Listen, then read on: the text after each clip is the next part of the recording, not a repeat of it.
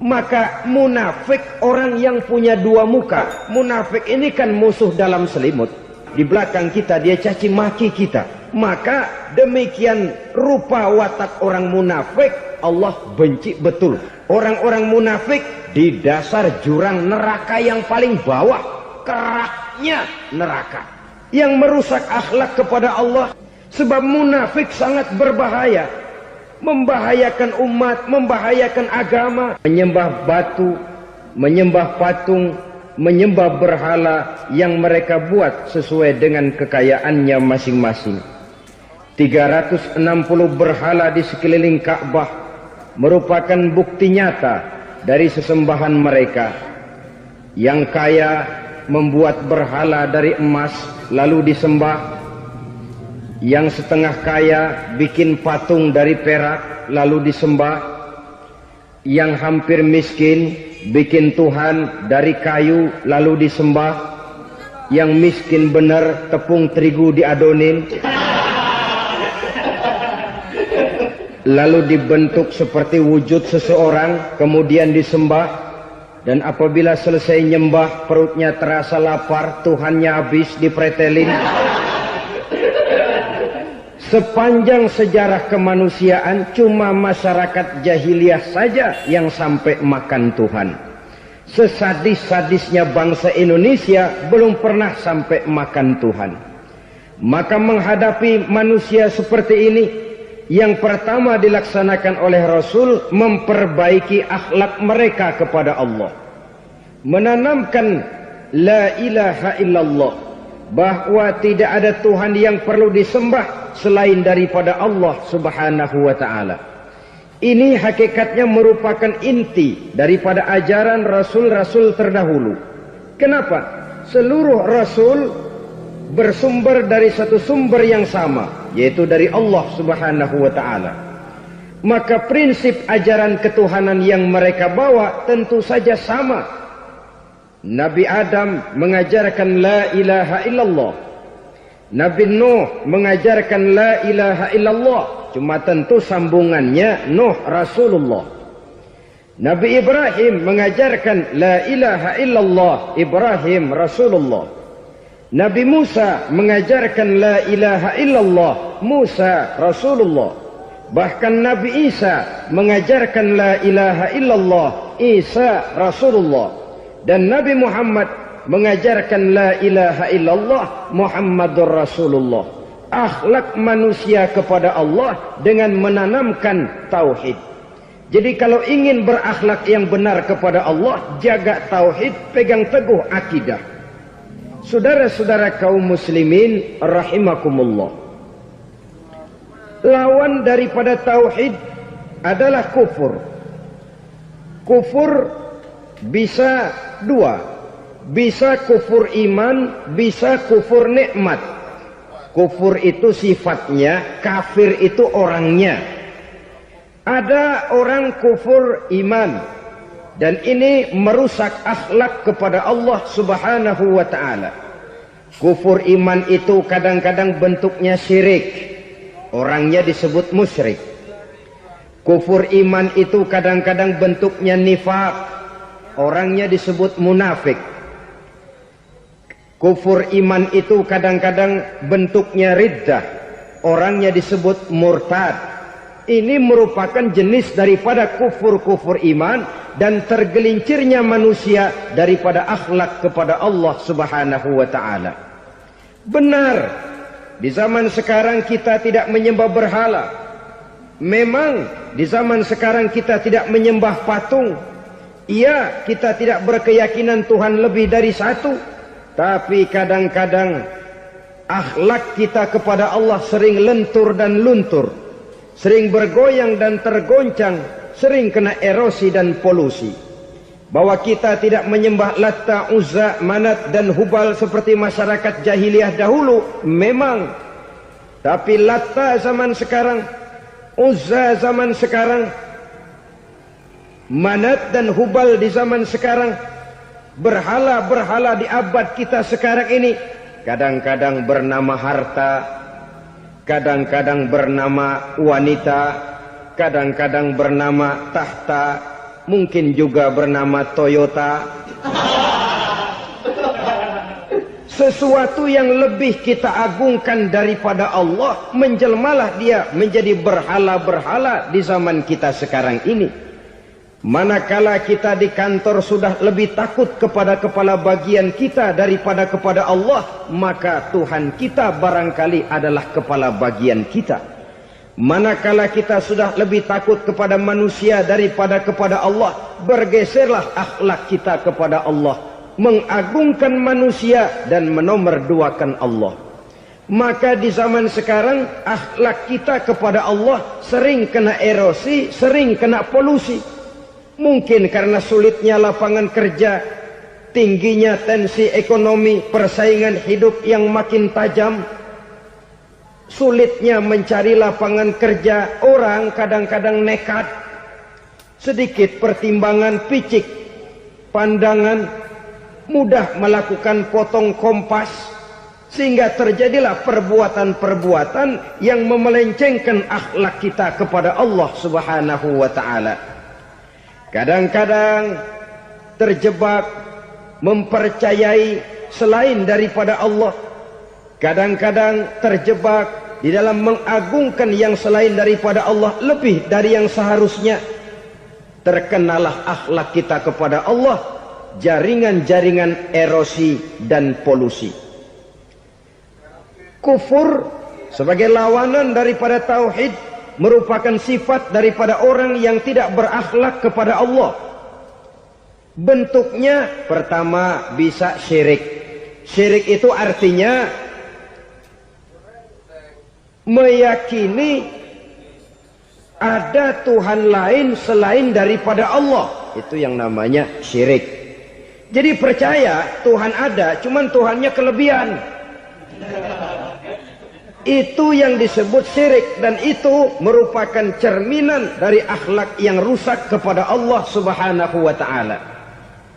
Berkeyakinan Tuhan lebih dari satu, berkeyakinan bahwa Tuhan itu beranak atau diperanakkan, atau mengagungkan sesuatu sama dengan Allah, atau menjadikan yang selain Allah sebagai tujuan akhir daripada perjalanan kehidupan ini, maka itu sudah terjebak kita dalam musyrik. Dan syirik satu dosa yang tidak berampun. Bahasa kasarnya, yang namanya syirik itu jenis bapak moyangnya dosa. Saudara-saudara, sebab itu saya pesan, kalau memang terpaksa, biasanya yang tinggal di kota-kota besar itu kalau tidak kepengen dosa kan susah. Kalau terpaksa harus bikin dosa, cari yang kecil-kecil saja, yang kira-kira taubatnya gampang. Umpamanya pulang sholat Jumat nukar sendal, umpama, yaitu jelas dosa. Tapi dosa yang taubatnya agak mudah. Jangan sampai terjebak ke dalam syirik, menyekutukan Allah. Kalau sudah menyekutukan Allah, Allah dimadu, murka benar Allah kepada kita. Innallaha la yaghfiru ayyushraka bih wa yaghfiru ma duna dzalika liman yasha. Allah tidak akan memberi ampun kepada orang yang menyekutukannya dengan sesuatu, tapi Allah mau mengampunkan dosa yang selain itu bagi orang yang dikehendakinya. Jadi orang-orang yang sudah terjebak syirik, menyekutukan Allah, meyakini ada Tuhan lain selain daripada Allah, meyakini Tuhan beranak atau diperanakkan, bagaimanapun baiknya mereka di dunia, bagaimanapun sosial jiwanya, bagaimanapun pemurah tangannya memberikan santunan dan pertolongan kepada orang lain, kalau sudah syirik, seluruh nilai kebaikannya akan tidak ada gunanya lagi. Karena tidak ada tempat nilai kebaikan itu bergantung. Sedangkan kita berbuat baik agar diterima oleh Allah. Kalau Allahnya marah kepada kita, siapa yang akan menerima nilai kebaikan itu sendiri? Ini bentuk yang pertama. Yang nyata-nyata menyembah berhala, syirik. Yang nyata-nyata beriktikad Tuhan lebih dari satu, syirik. Atau yang tersamar. Yang tersamar itu yang sering jadi penyakit kita. Saya sejak ada perkutut ini di rumah, perkutut. Saudara-saudara, yang merusak akhlak kepada Allah, yang merusak tauhid setelah syirik, bisa juga berbentuk nifak. Nifak itu sifatnya, orang yang punya sifat nifak disebut munafik. Asal katanya dari nafakun. Nafakun itu satu lubang yang punya dua muka, seperti goa, ada tempat masuk, ada tempat keluar. Maka munafik orang yang punya dua muka. Kalau bahasa kita, pandai bermain minyak di atas air. Manis jika berhadapan, balik belakang lain bicara. Sehingga apa yang dinamakan nifak, kata Imam Ali Al-Jurjani dalam kitab ta'rifatnya, izharul imanu bil lisan wa kitmanul kufri bil qalbi. Menyatakan, menampakkan iman dengan lidahnya, tapi menyembunyikan kekafiran dalam hatinya. Dengan kata lain, lidahnya mah iman, hatinya mah kafir. Padahal hati itu yang dilihat, padahal hati itu yang dinilai. Kenapa lidahnya mengaku iman? Ya mungkin karena kepepet, mungkin karena kepentingan, mungkin karena ingin mencari kelemahan orang, lalu dia pura-pura beriman. Tapi sesungguhnya hatinya kufur. Ini merupakan penyakit munafik. Dan terus terang, menghadapi orang munafik jauh lebih berat daripada menghadapi orang kafir. Kenapa? Munafik ini kan musuh dalam selimut. Mau dibilang musuh nyata-nyata, apalagi di zaman Rasul ya, ketika periode Madinah, berat sekali menghadapi orang munafik. Mau dibilang kafir, kalau ketemu assalamualaikumnya medok juga. Mau dibilang mukmin, di belakang ngegerundel, nyari-nyari penyakit, nyari-nyari lantaran, mencari-cari gara-gara. Kalau kafir jelas kafirnya, kalau musyrik jelas musyriknya. Tapi munafik, di depan kita dia mengaku beriman, di belakang kita dia caci maki kita. Maka demikian rupa watak orang munafik, Allah benci betul. Sampai dalam Quran orang munafik itu divonis innal munafikin fid darkil asfal minan nar. Orang-orang munafik di dasar jurang neraka yang paling bawah, keraknya neraka. Saudara-saudara kaum muslimin rahimakumullah. Sebab munafik sangat berbahaya. Membahayakan umat, membahayakan agama. Di depan kita mereka ngaku pura-pura beriman. Kalau pidato luar biasa, memuji agama setinggi langit, menampakkan seolah-olah dia orang yang dekat dengan agama. Saudara-saudara, agama penting, agama mutlak. Tapi yang ngomong begitu agamanya apa? Remeng-remeng. Cuma sekedar lipstick, cuma sekedar dekorasi, cuma sekedar kamuflase buat ngibuli orang lain. Dia mengaku beragama, mengatakan agama mutlak, menganggap agama penting, seolah-olah memperhatikan benar tentang tatanan kehidupan beragama, tapi sebenarnya di hatinya tidak lebih berkecamuk penyakit-penyakit kufur. Maka sifat munafik ini termasuk menodai tauhid. Artinya merusak akhlak kita kepada Allah Subhanahu wa ta'ala. Sifat yang ketiga yang juga merusak akhlak kita kepada Allah dinamakan riddah. Riddah itu sifatnya, orang yang punya sifat riddah disebut murtad. Murtad keluar dari Islam. Keluar dari Islam tentu tadinya di dalam Islam. Oleh satu perbuatan dia bisa menjadi murtad. Misalnya tadinya dia iman benar kepada Allah, tapi melarat. Kadang-kadang sehari masak, 3 hari libur. Akhirnya oleh kesulitan ekonomi dia tidak kuat. Ada yang menawarkan kebaikan, dibawain supermi, dibawain obat-obatan, diberikan beras. Goyah imannya. Keluar dia dari Islam, ikut agama orang yang memberikan pertolongan kepadanya, memilih kesenangan sebentar dengan mengorbankan kebahagiaan yang kekal. maka orang semacam itu riddah sifatnya, murtad orangnya, keluar dari Islam. Dan yang menyebabkan kita murtad bukan cuma orang nyata-nyata memproklamirkan diri keluar dari Islam tapi lalu mengikuti agama orang lain, bukan cuma itu. Mengakui ada Rasul lagi sesudah Nabi Muhammad bisa menyebabkan kita murtad. Mengingkari nikmat Allah bisa menyebabkan kita murtad. Meyakini semua agama benar bisa menyebabkan orang menjadi murtad. Meragukan kesempurnaan dan kelengkapan Al-Quran bisa menyebabkan orang jadi murtad. Mengingkari sunnah bisa menyebabkan orang menjadi murtad. Banyak hal-hal yang bisa mendatangkan penyakit riddah dan membuat pelakunya menjadi murtad. Dan ini menodai akhlak kita kepada Allah Subhanahu wa ta'ala. Itu tadi kufur iman, saudara-saudara.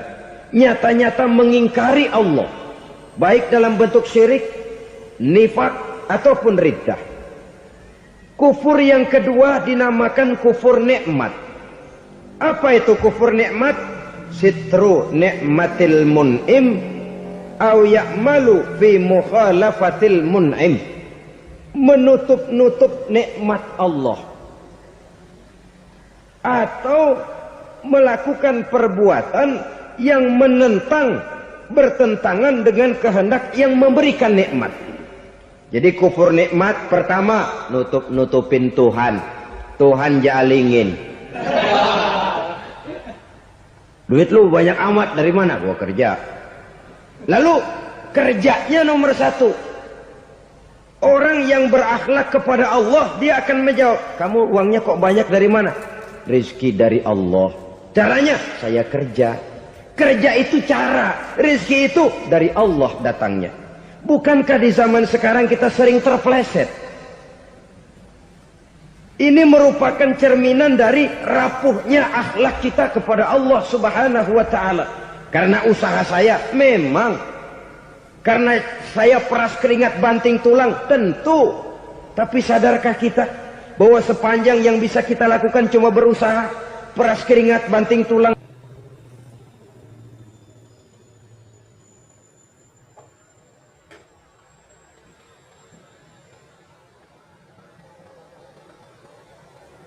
Soal rizki, soal jodoh, soal maut, kitakah yang mengatur?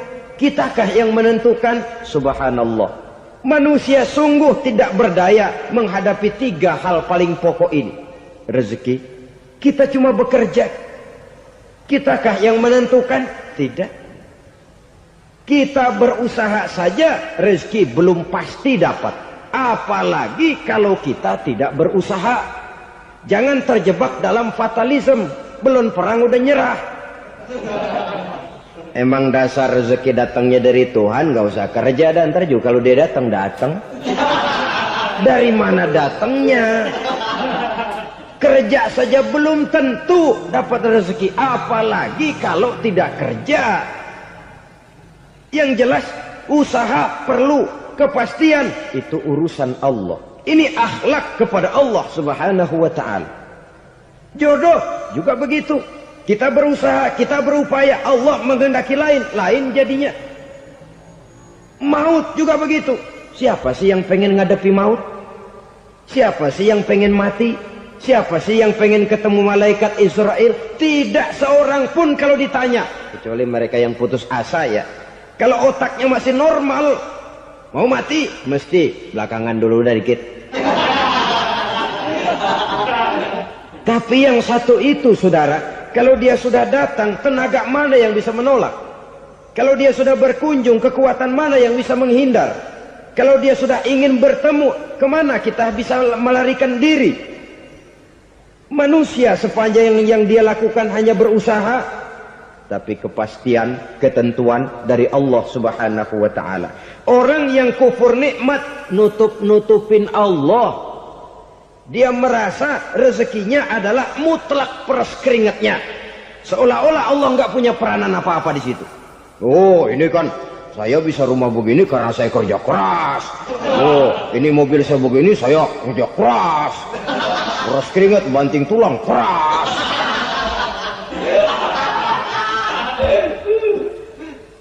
Saudara-saudara kaum muslimin rahimahkumullah.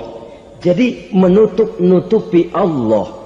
Akibatnya nanti kalau dia berhasil, Allah ketutupan. Kalau dia gagal, orang lain dicaci maki, dicari kambing hitam. Kambing hitam kan mahal. Karena orang sering cari-cari kambing hitam. Jarang orang mau jujur kalau bertemu kesulitan lalu mencari sebab pada dirinya sendiri. Yang paling enak ya nyalain orang. Lo begitu. Orang lain yang paling enak kita salahin. Au ya'malu fi mukhalafatil mun'im, atau dia melakukan sesuatu yang tidak sesuai dengan kehendak yang memberikannya nikmat. Diberikan kita tangan, mulut sih nggak berhenti. Terima kasih Tuhan, alhamdulillah saya dikasih tangan. Cuma nih tangan enteng mat nabokin orang mulu. Itu sudah mukhalafatul mun'im, bertentangan dengan kehendak yang memberikan nikmat. Diberikan harta, mulutnya mah basah. Terima kasih Tuhan, alhamdulillah dikasih harta. Tapi pelitnya minta ampun. Kikir, koret, medit. Ini juga termasuk kufur nikmat. Mempergunakan suatu nikmat bertentangan dengan kehendak daripada yang memberikan nikmat itu sendiri. Saudara-saudara kaum muslimin rahimakumullah. Oleh karenanya kufur iman memang lebih bahaya daripada kufur nikmat. Tapi jangan lupa, kufur nikmat bisa menyeret orang kepada kufur iman. Nah kalau Allah udah dialingin, Tuhan sudah dinomor duain, lama-lama kenapa dia tidak mendewakan dirinya sendiri? Mendewakan pangkatnya, mendewa-dewakan otaknya, mendewa-dewakan kemampuannya. Pada awalnya dia memang cuma kufur nikmat, tapi lambat laun kalau ini tidak diobati secara pasti orang akan mengarah kepada kufur iman. Bisa berbentuk syirik, bisa berbentuk nifak, bisa berbentuk riddah. Saudara-saudara, oleh karena itu menjaga akhlak kepada Allah mutlak penting. Sebab apa? Kita tidak berakhlak kepada manusia saja, kita dikucilkan dari pergaulan. Kalau kita tidak berakhlak kepada Allah, dikucilkan oleh Allah. Hadis qudsi menyatakan, man lam yashkur ala na'ma'i wa lam yasbir ala bala'i falyakhruj min tahtis sama'i falyatlub rabban siwaya. Kata Allah, siapa orang yang tidak mau bersyukur terhadap nikmat yang aku berikan kepadanya dan tidak mau sabar terhadap ujian yang aku berikan kepadanya, falyakhruj min tahtis sama'i, persilahkan saja keluar dari kolong langitku, waliyatlub rabban siwaya, tolong cari Tuhan lain selain daripada aku. Murka Allah, diusir, cuman gak kedengeran aja. Siapa yang tidak mau syukur terhadap nikmatku, siapa yang tidak mau sabar terhadap ujian yang aku berikan kepadanya, persilahkan keluar dari kolong langitku ini, cari Tuhan lain selain aku. Nah, langit Tuhan yang punya, Tuhan kita lawan, diusir dari kolong langit, mau pindah ke kolong mana?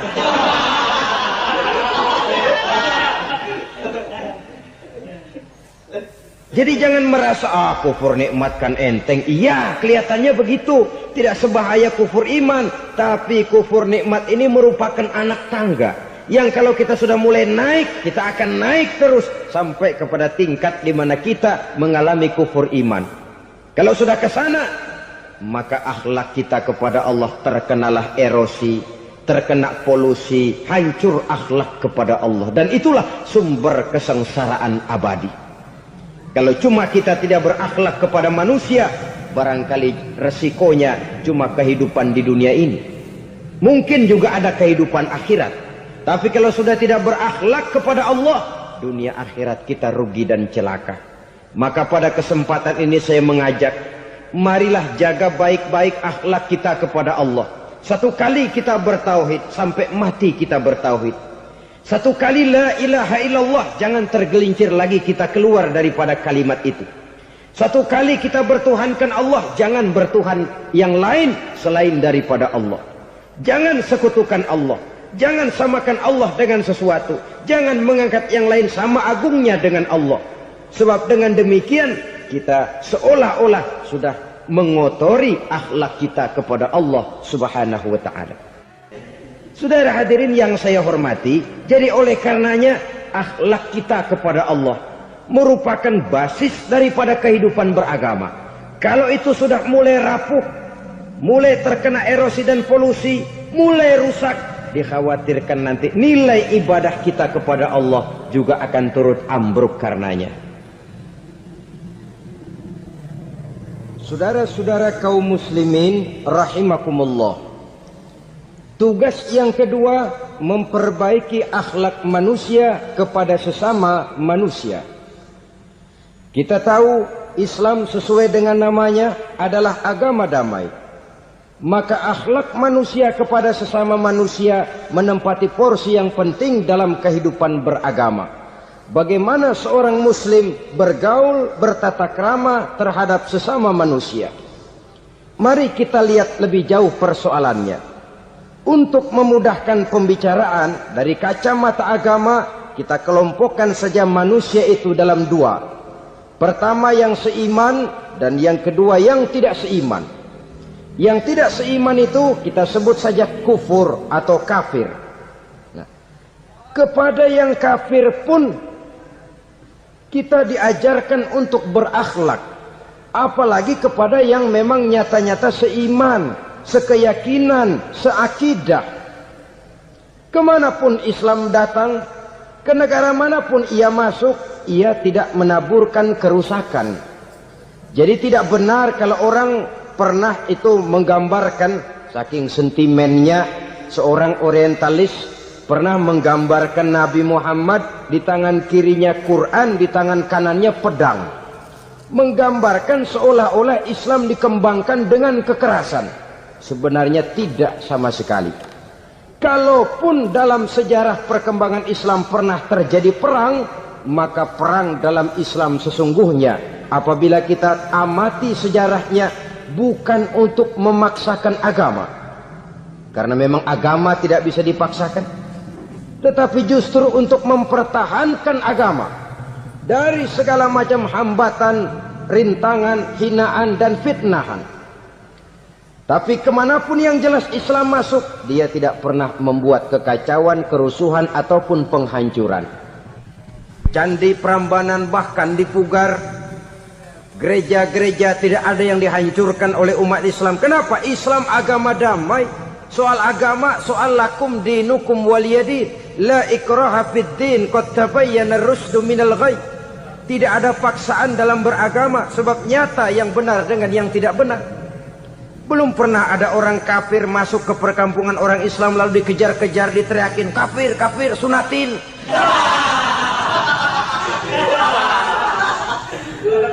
Belum pernah. Kenapa? Islam menghormati orang lain agama. Nah, yang kafir ini macam-macam saudara. Ada kafir harbi. Nah, ini kafir kerok. Ini kafir yang nyata-nyata memproklamirkan permusuhan kepada umat Islam. Nyata-nyata mengganggu ketenangan umat Islam. Kafir yang seperti ini yang boleh diperangi. Misalnya kita mau sembahyang Jumat dijagain, nggak boleh sembahyang Jumat, getok palanya. Kafir harbi artinya tantangan perang datang dari mereka, bukan kita yang mulai, mereka yang buka front. Prinsipnya umat Islam tidak boleh mencari-cari musuh, tapi pun tidak boleh lari kalau ketemu musuh. Musuh jangan dicari, ketemu jangan lari. Karena itu kesan seolah-olah umat Islam ini teroris, umat Islam ini destroyer, umat Islam ini sering menimbulkan keonaran, kerusakan. Sungguh satu fitnahan yang sangat keji. Umat Islam adalah umat yang cinta damai. Islam di masa perkembangannya masuki Eropa melalui Selat Gibraltar, Jabal Tariq, memasuki Spanyol. Islam tidak pernah meruntuhkan gereja. Islam tidak pernah membunuh orang-orang Nasrani. Bahkan Islam mewariskan peradaban dan kebudayaan yang begitu tinggi nilainya di bidang ilmu pengetahuan. Sampai ketika itu Barat banyak mengkaji, ilmu pengetahuan dari dunia Islam. Buku-buku berbahasa Arab diterjemahkan ke bahasa Yunani, dipelajari oleh para cendekiawan di negeri barat sana. Mereka mengambil manfaat yang banyak dari masuknya Islam ke Eropa. Sementara gereja tetap berdiri dengan megahnya. Kuil-kuil tempat peribadatan tidak satupun yang diusik-usik. Kenapa? Islam agama yang cinta damai. Asal dia tidak diganggu, asal kehormatannya tidak dihinakan. Jadi kafir harbi, kafir yang nyata-nyata nantang perang, ngajak berkelahi. Itu kafir yang nyari penyakit. Kafir harbi ini boleh diperangi dengan catatan mereka yang memang mulai. Yang kedua, kafir zimmi. Kafir zimmi, kafir yang hidup di tengah mayoritas muslim, tapi mereka mau hidup dengan aman, damai, tenang. Mereka wajib dilindungi. Bahkan Nabi pernah memberikan satu jaminan, man azazimmiyan faqad azani. Siapa yang mengganggu orang kafir zimmi sama saja dengan mengganggu saya. Kehormatannya dijaga, harta bendanya dilindungi, anak istrinya pun dilindungi. Dan ini jadi kenyataan. Saudara bisa lihat di negara-negara yang mayoritas penduduknya beragama Islam, orang-orang kafir di luar Islam hidup dengan tenang, aman, damai. Di Saudi Arabia, di luar tanah haram, di luar Mekah dan Madinah, banyak orang-orang kafir mencari nafkah. Mereka tenang, aman, dilindungi undang-undang. Begitu di Mesir, begitu di negara Indonesia yang berdasarkan Pancasila ini. Kehidupan beragama menimbulkan gairah, rukun, tenang, aman, damai, sepanjang tidak saling ganggu, tidak saling usik, menghargai orang yang sudah beragama, tidak menjadikan penganut suatu agama sebagai sasaran dari dakwah agama lainnya. Saudara-saudara kaum muslimin rahimakumullah. Jadi memang oleh Al-Quran kita dianjurkan asidda alal kuffar ruhama bainahum. Tegas kepada orang kafir, kasih sayang kepada sesama muslim. Tapi tegas bukanlah berarti marah-marahan, bukan berarti musuh-musuhan, bukan ngajaki perang. Tegas dalam arti punya garis tentang kehidupan beragama. Lakum dinukum waliyadin. Soal kehidupan sosial, mari kerjasama. Bangun jalan, ayo rame-rame. Siskamling, mari bebarengan. Bikin puskesmas, mari sama-sama. Tapi kalau sudah soal agama, itu tidak perlu ada toleransi agama. Yang perlu toleransi antar umat beragama. Kalau umatnya mau kerjasama silakan, tapi tidak menyangkut soal ibadah. Jangan kerjasama di bidang ibadah. Itu kerjasama yang salah pasang, saudara-saudara. Sehingga dengan demikian toleransi adalah menyangkut kehidupan antar umat beragama. Sedangkan agama sendiri punya coupling yang nyata. Sehingga dengan demikian tegas kepada orang kafir dalam arti kita punya satu kepribadian. Tidak ngambang. Enggak, lalu kalau ditanya orang, sebenarnya agama lu apa sih? Gua mah gimana musimnya aja. Agama pakai musim kayak rambutan. Akhirnya ya begitu, musim-musiman. Ke masjid kelihatan, ke gereja hayo, ke candi nongol, ke apa? Bingung malaikat bagaimana nyatetnya nih bocah ini. Di mana aja ada. Kita punya satu kepribadian. Saya muslim dan garis saya ini, lakum dinukum waliyadin. Bagi Tuhan persilakan agama Tuhan, bagi kami agama kami. Kami hormati Tuhan, Tuhan hormat kepada kami. Tapi soal agama, couplingnya jelas. Kerjasama, mari urusan muamalah, bidang sosial. Yuk kita siskamling sama-sama dengan orang lain agama. Mari jaga kerukunan, kesatuan, persatuan, kekompakan. Perbaiki jalan yang rusak, mari sama-sama. Mendandani jembatan yang runtuh, mari sama-sama. Tapi sembahyang, couplingnya lain-lain. Sebab Nabi juga dulu pernah ditawarkan begitu loh sama kafir jahiliyah dulu, Quraisy itu. Sudah Muhammad, sekarang begini saja, kita join aja daripada marah-marahan. Hari ini saya menyembah Tuhanmu Allah. Besok gantian kamu menyembah Tuhan kita Latta, Uzza, Manat dan Hubal. Turun, qul ya ayyuhal kafirun la a'budu ma ta'budun. Soal ibadah kaplingnya jelas, tidak boleh dicampur adukkan. Sebab kalau tidak, kita akan mulai kehilangan identitas diri. Dan disitulah krisis kehidupan keyakinan beragama dimulai. Dari krisis identitas. Hujan gede kan mulainya gerimis dulu. Di mana-mana ya gerimis dulu. Gerimis makin lama makin gede. Kita akan mulai dengan kehilangan identitas diri. Dari sana nanti kita malu mengakui keislaman kita. Kalau orang Islam malu mengakui keislamannya, ini kan ironi, menyedihkan. Ngakui Islamnya saja malu, menonjolkan keislamannya malu. Tidak ada rasa bangga beragama. Padahal ini modal dasar. Hanyalah dengan rasa bangga beragama kita lalu konsekuen. Bangga yang tidak konsekuen, wah pokoknya kan gua kan Islam, agama yang paling benar. Tapi hidupnya sendiri jauh dari tuntunan Islam. Itu bangga yang tidak beralasan, bangga yang tidak perlu dibanggakan sebenarnya. Kebanggaan yang membuat kita konsekuen dan dekat dengan kehidupan beragama. Jadi dengan demikian saudara-saudara, kepada non-muslim kita juga harus berakhlak. Bukankah ini sudah dicontohkan oleh Rasul? Bagaimana beliau disambiti orang di Taif, yang menyambiti malah didoakan. Bagaimana Suraqah mau membunuh beliau, malah Suraqah didoakan.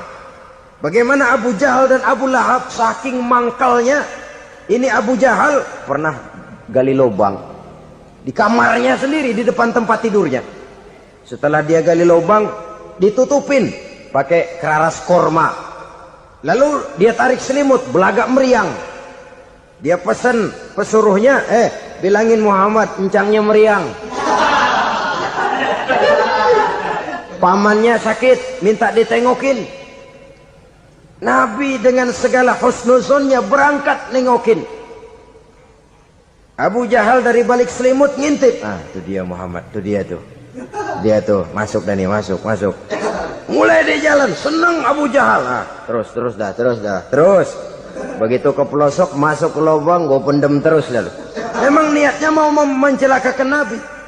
Sudah tinggal beberapa langkah lagi Nabi akan berjalan ke arah lubang itu. Malaikat Jibril ngasih tahu, Muhammad, Abu Jahal pamanmu cuma pura-pura sakit. Di depan tempat tidur itu ada lubang sudah dia gali untuk menjerumuskan kamu. Sudah balik pulang. Balik badan Nabi. Sudah hampir mau melangkah, kakinya malah muter pulang. Abu Jahal yang ngelihat Nabi sudah hampir jatuh nggak jadi, balik pulang. Lupa kalau lagi sakit. Udah Muhammad buruan sini. Ke pintu dia kejar. Dia lupa sama lubang yang dia gali. Begitu dia kejar, dia yang ke pelosok masuk ke dalamnya. Sejak saat itu ada pepatah, man hafara hufratan waqa'a fiha. Siapa yang suka nggali lubang, dia sendiri bakal terpelosok ke dalamnya. Jatuh dia ke lubang yang dia gali. Padahal ya paling banter 2 atau 3 meter paling dalam. Dari dalam lubang itu dia teriak-teriak, Muhammad, tolongin, pamanmu kecebur. Kasih tahu Muhammad, kasih tahu, datang lagi lah pesuruhnya. Muhammad, pamanmu Abu Jahal kecebur, minta tolong diangkatin. Sudah diulur tambang, habis sambung lagi, nggak bisa sampai. Masa iya, cuma kamu yang bisa nolong. Apa yang dilakukan Nabi? Balik mau nolongin. Akhlak. Kita kalau ada orang gali lubang buat nyeburin kita, dia sendiri yang kecebur. Gorok gua kagak lemin loh. Mati sekalian dah. Nabi mah enggak, balik nolongin tuh Abu Jahal. Kenapa paman kecebur? Iya Muhammad, tolong, tambang udah diulur-ulur, sambung-sambung nggak sampai. Aduh kasihan paman, nih pegang tangan saya. Nabi cuma ulurin tangan, nyampe dipegang oleh Abu Jahal. Diangkat ke atas. Nyampe atas, apa kata Abu Jahal? Tambang bergulung-gulung nggak nyampe, kamu cuma pakai tangan doang kok bisa Muhammad, hebat banget sihirmu. Mukjizat dia bilang sihir, udah ditolongin nyelak lagi, kan yang enak kita injak palanya.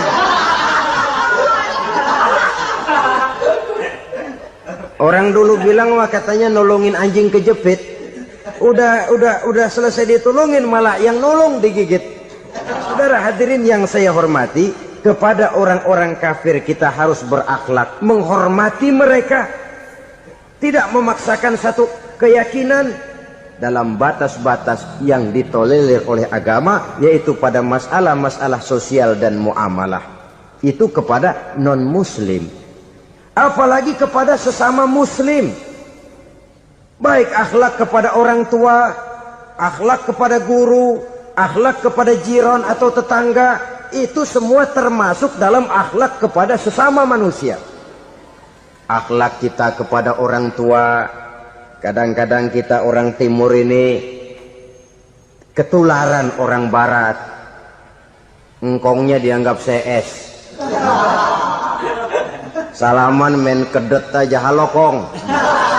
Engkongnya berhalo di bengong. Saudara-saudara kaum muslimin rahimakumullah, akhlak yang tua kepada yang muda, akhlak yang muda kepada yang tua, kepada jiran dan tetangga, kepada sanak famili dan handai tolan, pendeknya kepada sesama muslim. Tetangga ada haknya, ada hak tetangga yang kalau kita berakhlak itu harus dipenuhi. Contoh kecil, kalau saya beli radio, itu saya dong boleh berpikir, ini radio saya beli pakai uang saya setel di rumah saya, sekeras-kerasnya ada apa sama orang lain? Radio gua, yang beli gua pakai duit gua, gue setel di rumah gue, ada urusan apa sama orang lain? Itu kalau menurut saya.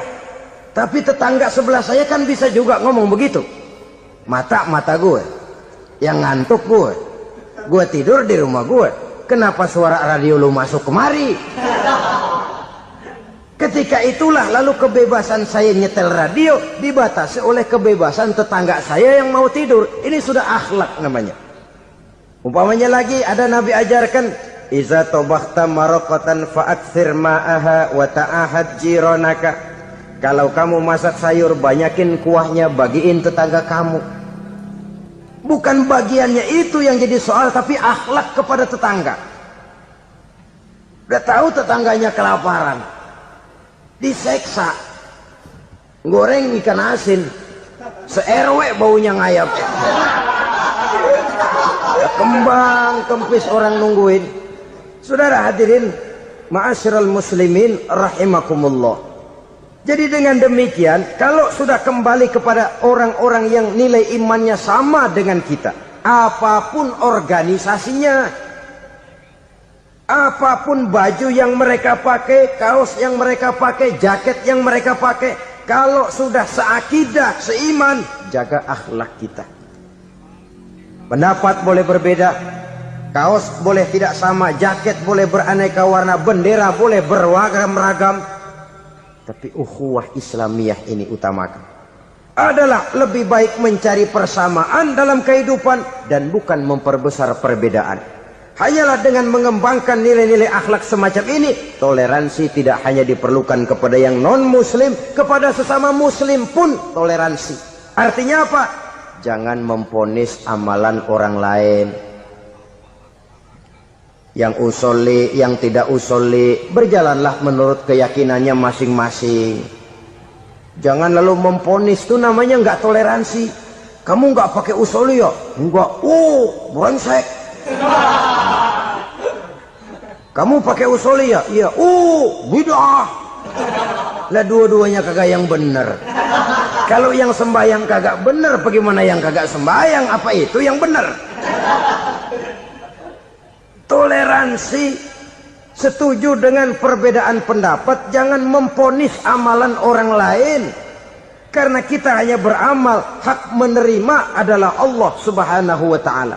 Jangan sebentar-bentar mencap bid'ah dolalah, finnar, neraka. Kayaknya neraka kapling orang tuanya kali. Gampang bener masukin orang ke neraka. Kita kadang-kadang bisa toleransi dengan orang luar, tapi kepada sesama muslim toleransi tidak sanggup kita adakan. Mengklaim merasa kita yang benar, orang lain salah semua, itu tidak toleransi namanya. Mentang-mentang jadi ustadz, nih satu-satunya ustadz di sini ya, Semuanya mesti ngaji kemari. Kalau nggak ngaji kemari Islamnya kurang tapi bener. Toleransi. Saudara-saudara kaum muslimin rahimakumullah, lapang dada menghargai orang yang berbeda pendapat, apalagi kalau perbedaan pendapat itu menyangkut hal-hal yang tidak prinsipil, menyangkut hal-hal yang sekunder dalam kehidupan beragama, menyangkut masalah-masalah yang dalam bahasa fikih disebut soal-soal furu'iyah. Tidak usah menyebabkan kita bersih tegang. Kepala sama hitam pendapat boleh berbeda dan halal. Bahkan Nabi mengatakan ikhtilafu ummati rahmatun. Perbedaan pendapat di kalangan umatku bahkan menjadi rahmah, sepanjang perbedaan pendapat itu diiringi dengan rasa toleransi. Tapi kalau sudah main baku hantam, main klaim, memponis orang lain, akhirnya timbullah keretakan. Jangan heran kadang-kadang satu masjid dua kelir. Ya soal kelir boleh kelar-kelir, boleh kelar-kelir, tapi kalau harus terlalu mencolok menyebabkan timbulnya keretakan, saya kira yang akan turun bukan lagi rahmah tapi bala. Bala akan menimpa kita, jatuh kita menjadi umat yang lemah. Oleh karena di antara kita sendiri, sesama kita tidak pandai bertoleransi, tidak lapang dada. Ada anak muda kelihatannya mau majuan dikit, yang tua curiga. Nah, kalau dia maju pasaran gua bangkrut dong nih. Lalu ditekan tuh anak ditekan melejit. Kadang-kadang yang tua maksudnya baik, mau memelihara, yang muda salah terima. Kan tua kejemur. Dari dulu sampai sekarang gitu-gitu doang, anak kemajuannya. Padahal yang tua barangkali maksudnya juga baik, mau memelihara. Sebenarnya kalau kita bisa mencoba mencari titik temu dengan alur komunikasi, tidak merasa diri yang paling benar, tapi toleransi, boyak menerima pendapat orang lain, setidaknya mau mendengar omongan orang. Yang susah kalau udah kena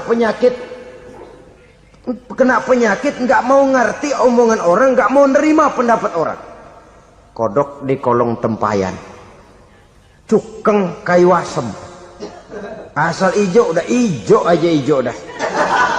Nggak ngerti omongan orang, yang kayak begini yang orang jadi kesandung.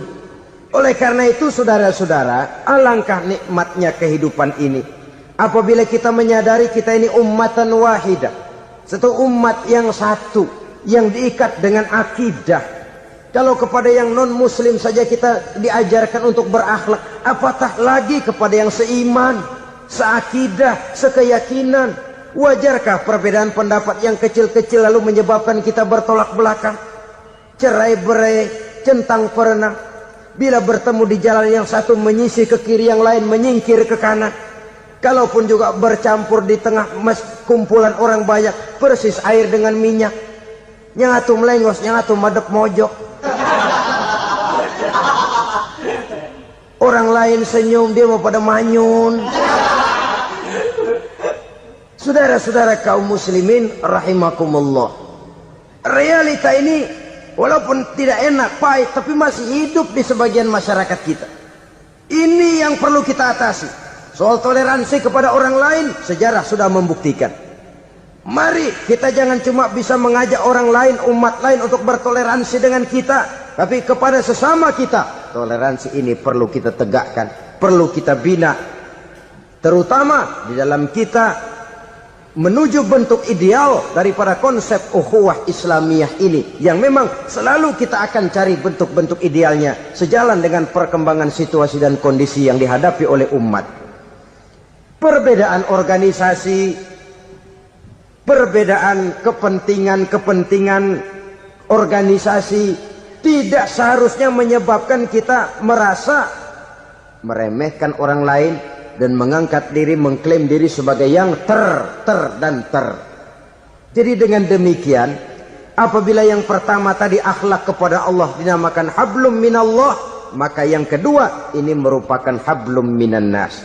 Jikalau baik akhlak kita kepada Allah, baik akhlak kita kepada manusia, nikmat rasanya menjalani kehidupan. Kadang-kadang orang akhlaknya kepada manusia baik, tapi kepada Allah tidak baik. Hormat sama yang tua, menyayangi yang muda, sama tetangga rukun, tapi sama Tuhan nggak mau sujud. Ini baik kepada manusia, tapi tidak berakhlak kepada Allah. Atau sebaliknya, sujudnya sama Allah mah tekun, bener khusyuk, bahasanya juga fasih, luar biasa. Tapi sama manusia sombong, takabur, ujub, merasanya dia doang yang paling benar. Sebab iblis itu ya, itu kadang-kadang datang lewat hati, dan memang selalu markasnya di situ. Kalau dia tidak bisa menggoda kita dengan yang lain, dia tumbuhkan sifat ujub. Dia bisikin, wah memang di kampung ini yang paling banyak ibadahnya ente. Yang lain mana, lihat tuh kerocok semua.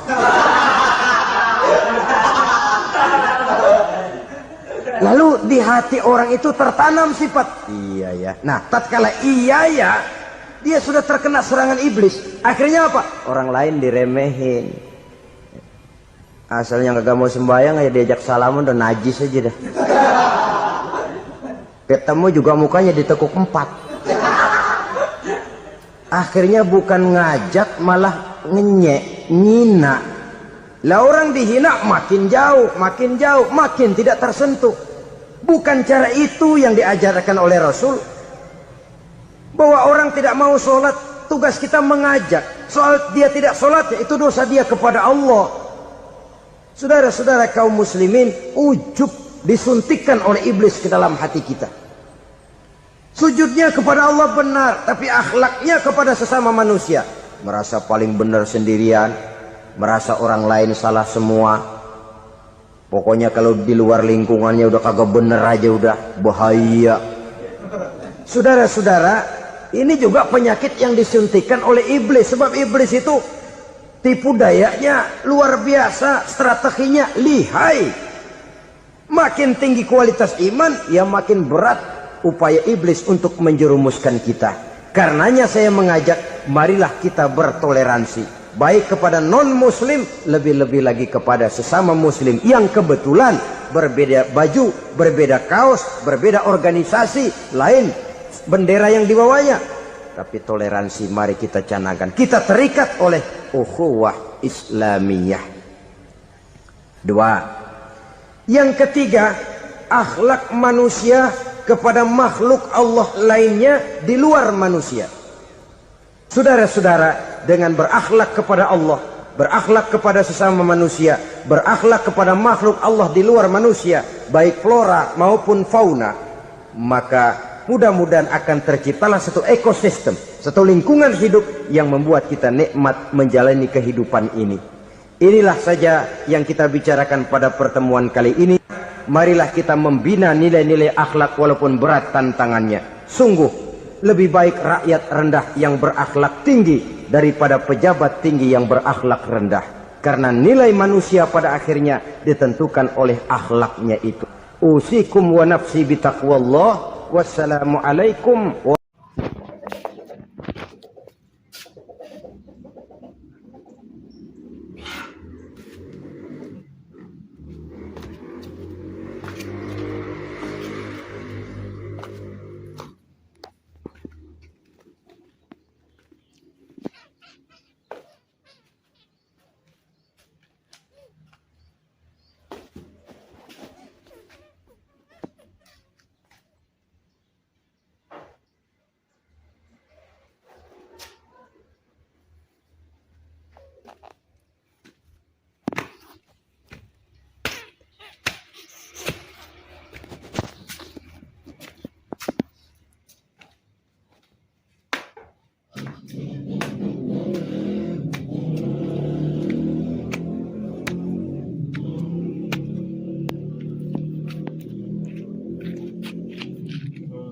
Okay, let's go.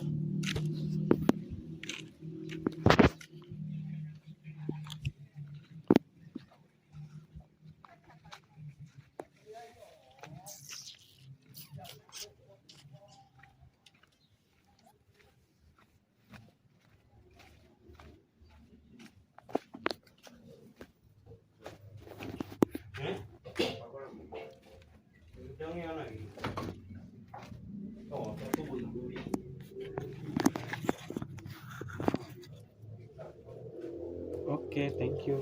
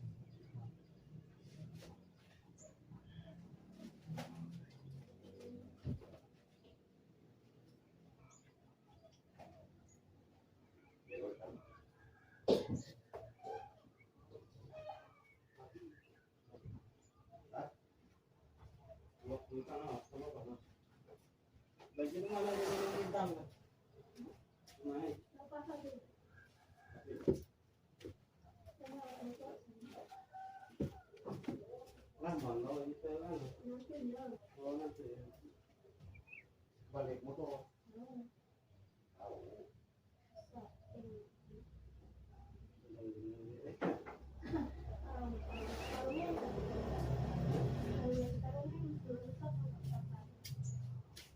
Nama sapayan itu. Sapayan itu poli, bawa, kan?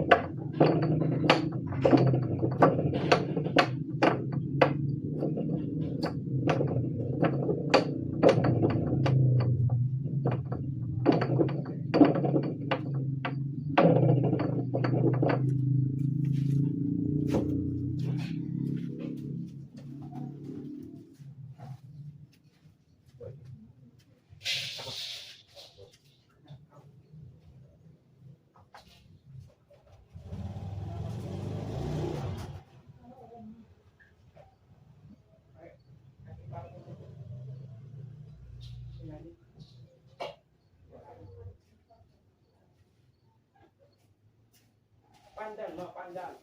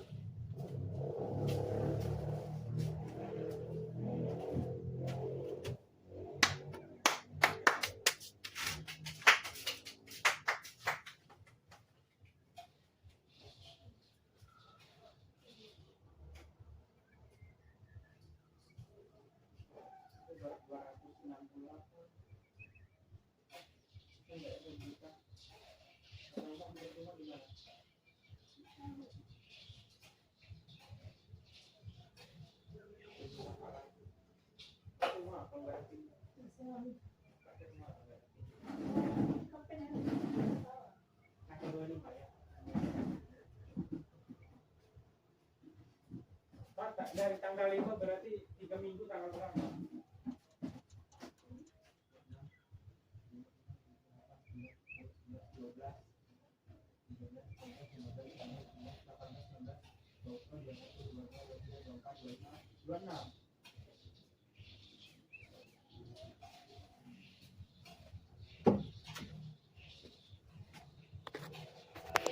Thank you guys, thank you.